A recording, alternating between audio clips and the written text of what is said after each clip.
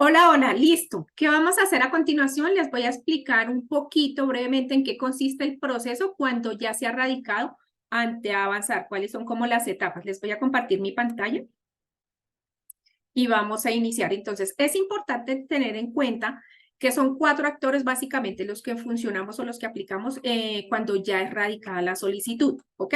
Entonces, está el cliente, obviamente, estamos nosotros como Avanzar, quien le vamos a hacer todo el acompañamiento al cliente, está el centro de conciliación, que es el ente más importante en esta etapa, y están los acreedores, ¿listo? Entonces, ya partimos de que nosotros ya radicamos el proceso ante Avanzar, ¿ok? Y está toda la documentación completa. Ojo, es muy importante la parte del cliente porque el cliente es responsable de su documentación. La solicitud debe ser clara, expresa y objetiva, lo dice la ley. Para que el abogado o la abogada que va a representar al cliente ante el centro de conciliación pueda hacer esa solicitud, que es el abogado o la abogada que los va a representar, es quien hace la solicitud y necesita toda esa documentación que el cliente proporciona pues, para poderla hacer de la manera como lo exige la ley, que es la ley la que lo exige de esa manera. ¿Qué pasa? Ya está radicada la solicitud ante Avanzar. Acá iniciamos, ¿ok? Ante Avanzar. El abogado o la abogada va a empezar a hacer la estructuración, que es esa solicitud que les acabo de mencionar, para que esté el documento listo. Cuando ya está el documento listo, el cliente revisa que los datos estén completos, ¿ok? Y se procede a radicar ante el centro de conciliación la solicitud, firmada previamente por el cliente. Ojo, si el cliente no ha cancelado la segunda cuota, o sea, la primera fue el anticipo con la que nosotros iniciamos a hacer la solicitud. Si el cliente no ha cancelado la segunda cuota, el centro de conciliación no nos recibe la solicitud. Ya está el pago, ya está la solicitud, se radica al centro de conciliación. Entonces, el centro de conciliación designa un conciliador, que es el operador que va a trabajar todo el proceso ante el centro de conciliación, a llevar las negociaciones. Acepta ese conciliador acepta o el operador y estudia los requisitos. Si el cliente cumple los requisitos, pues sencillamente, ¿qué va a pasar? Seguimos a esta etapa y da la admisión al proceso y fija la audiencia dentro de esa admisión, fija la fecha para la primera audiencia, sí cumple los requisitos. Si no cumple los requisitos, da un tiempo para subsanar. Acá es donde entramos nosotros como Avanzar. Nosotros como Avanzar le solicitamos al cliente que nos aclare el tema por el cual hay algo que subsanar. El cliente nos da el documento o el soporte, nosotros o el abogado se lo presenta nuevamente al centro de conciliación. El centro de conciliación valida. Si es subsanado, pues sencillamente da el admitido y fija la fecha de audiencia para iniciar las negociaciones, ¿ok? Si no es subsanado, Avanzar presenta recurso de reposición, argumenta por qué ese documento aplica o no aplica o qué es lo que pasa. Si es así, el conciliador o el operador de insolvencia evalúa la reposición. Si es así, da la admisión y fija la fecha de audiencia. Si no es así, ahí termina el proceso y ya no hay nada que hacer, no fuimos admitidos, ¿ok? Una vez se fije la audiencia, entonces, ¿qué va a pasar? El cliente tiene 5 días para actualizar la solicitud.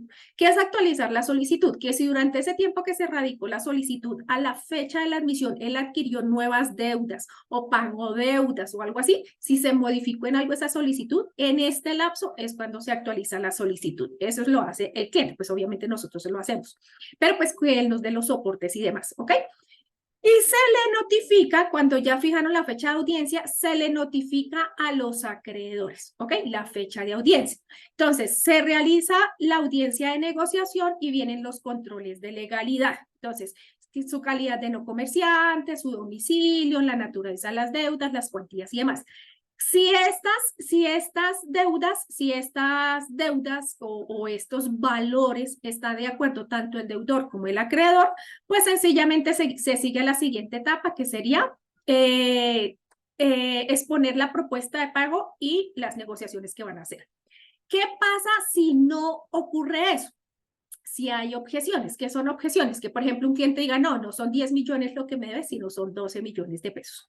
Pues entonces el operador de insolvencia va a proponer un arreglo. Él suspende, si hay objeciones, él suspende por 10 días las audiencias y el centro de conciliación propone un arreglo con base a esas objeciones que se colocaron, a esas diferencias usualmente de valores, o si la calidad de comerciante, por favor, también se está objetando, entonces él propone un arreglo, el centro de conciliación.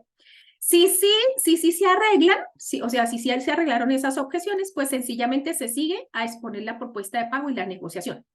¿Qué pasa si aún se sigue con esas objeciones? Entonces, el centro de conciliación le ordena a los acreedores que objeten la obligación. Ahí tienen 5 días. Entonces, ellos hacen un documento diciendo por qué, cuáles son sus razones por las cuales están objetando ese trámite. Puede ser por domicilio, puede ser por valores, puede ser por la naturaleza de la deuda, de alguna deuda que haya colocado el acreedor, lo que sea.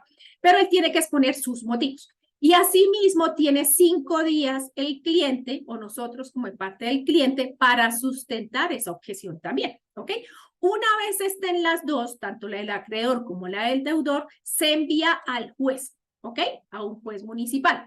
Ese juez va a revisar esas objeciones y va a tomar una decisión. ¿Ok?